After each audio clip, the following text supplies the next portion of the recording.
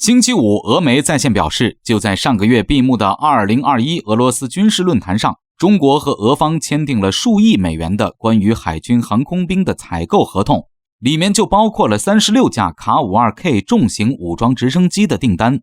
这些重型武装直升机将装备中国海军的2栖攻击舰。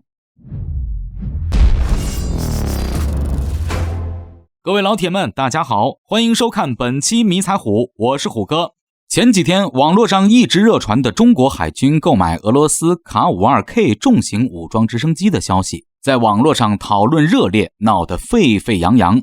而后关于央视记者前往卡的制造场地实地探访，似乎更加实锤了这种可能。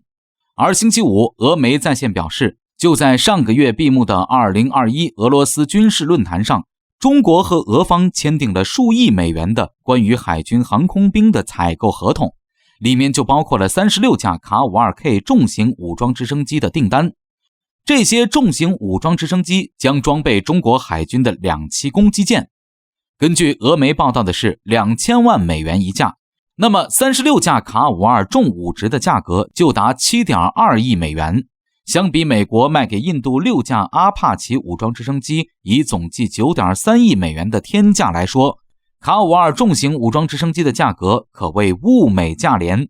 有网友知晓后当即在网上表示，给我来上一打。专家则认为，目前官方没有明确表示中国购买卡52重型武装直升机，但是从可行性上来说，那是没有太大的问题的。卡52重型武装直升机可折叠的共轴反旋翼结构，我海军也接触过，就是之前引进的卡莫夫的卡28直升机。因此，我们对于这种结构的直升机来说，可以较快地形成战斗力。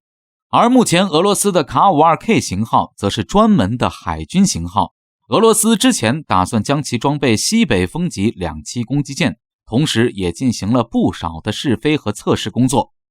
也有不少网友提出疑问，为什么不用现成的5直10中型武装直升机改装一下就部署到075型2栖攻击舰上面呢？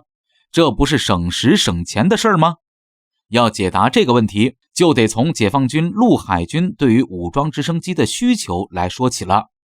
海军的武装直升机搭载在2栖攻击舰上，作为2栖攻击舰的对地主要作战力量，其任务包括支援登陆作战、猎杀敌坦克、海上巡逻、海上反舰，给登陆兵力提供护航等工作。这就对于其航程相比于专属陆军的5直10要求就要高很多。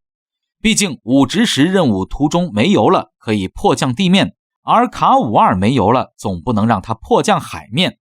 其次就是对于对岸大量装备的数百吨的反舰导弹艇，这些导弹艇搭载亚超音速反舰导弹，对我海军的舰船较大，正好卡 52K 可以凭借其硕大的体格搭载2发100千米射程的反舰导弹，对其远距离进行打击，以保护我方舰船安危。而5直10由于其机体较卡 52K 小不少，因此只能搭载反坦克导弹，这种导弹根本无法胜任反舰任务。所以说1000到1万，就是因为5直10是中型武装直升机，相较卡 52K 这种重型大体格的武装直升机，在航程、海上特定作战任务以及持续作战时间上全面逊色于卡 52K，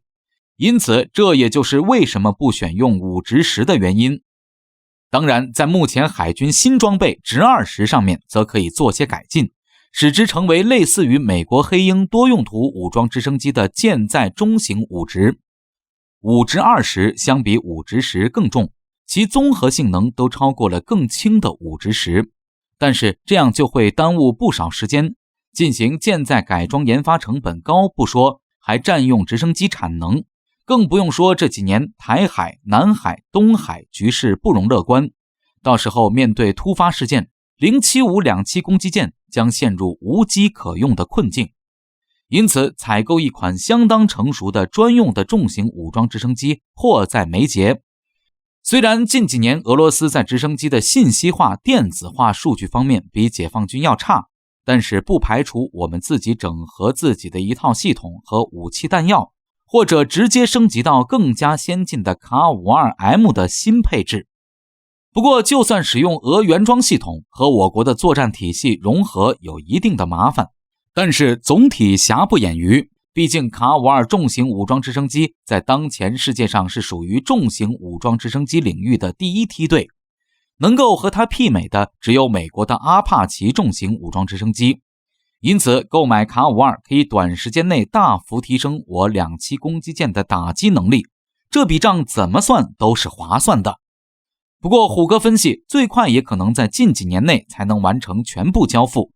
从之前央视记者前往俄罗斯卡5-2进步直升机制造厂就能看得出些许端倪。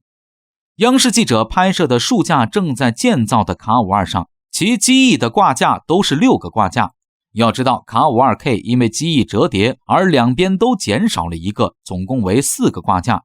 因此虎哥大胆分析，卡5-2K 重型武装直升机还未批量制造。目前中国已经下水了3艘075型两栖攻击舰，未来正好可以每艘装备12架卡5-2K 重型武装直升机，这对对岸来说是一个巨大的震慑。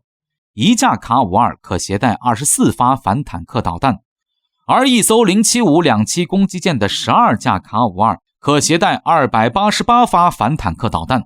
要知道对岸的一个装甲旅也才不过100至134辆坦克，